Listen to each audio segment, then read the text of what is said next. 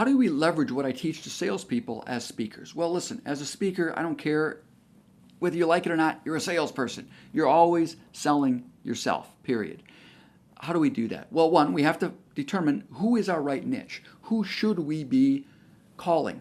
Who are our best prospects? So for example, let's say you do a great job in the thermoplastics industry. Well, how do we find more thermoplastics companies? How do we find thermoplastics associations? Hey, if we've done well in the thermoplastics industry, well, that means we probably can do well in the metal stamping industry. How do we find out who those people are? How do we find out who has conferences? How do we find out who has budget for conferences? Who hires external speakers at conferences? Hey, every time I've gone to a conference, I've done 3 or 4 of them, there's another, Joe Smith is another keynote speaker that's always there. Our content is really complementary. How do I find out where Joe's spoken in the last 5 years? Because I can call all of those event planners and say, hey, I saw you had Joe 2 years ago. Isn't he amazing? Yeah, he's incredible. If you'd like to follow up on Joe's incredible program, here's how what I share is completely, perfectly complementary to that, where you can almost build out a theme for your conferences. And oh, by the way, I've got the next person to recommend after me. So it's identifying who to call. And then same techniques. Why is someone having a conference? Calling on an event planner, a meeting planner. They may have completely different goals, objectives for that conference than the company's CEO, than the sales manager who might be calling you, or the vice president of marketing who you might be calling on. You have to figure out what those goals are. That's kind of what I teach in sales intelligence.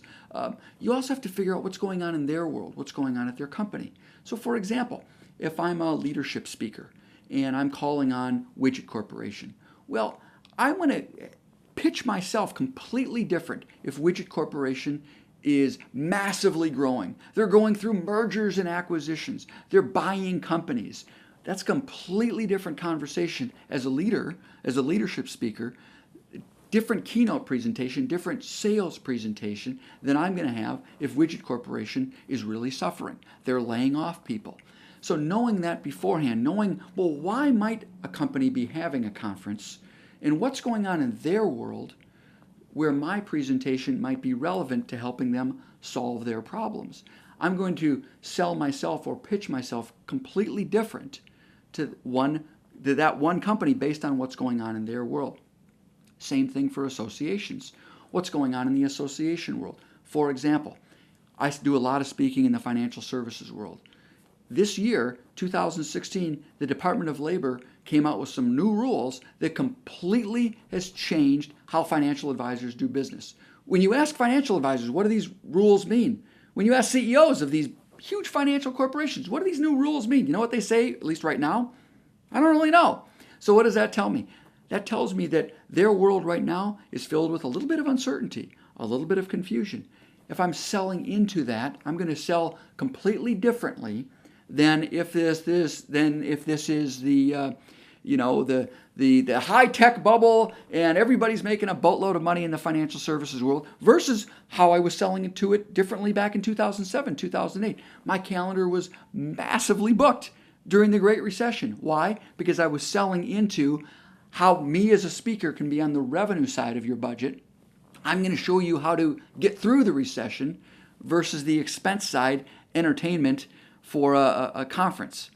See the difference? I try to figure out what's going on in their industry, what's going on with the company, and then also what's going on with the person.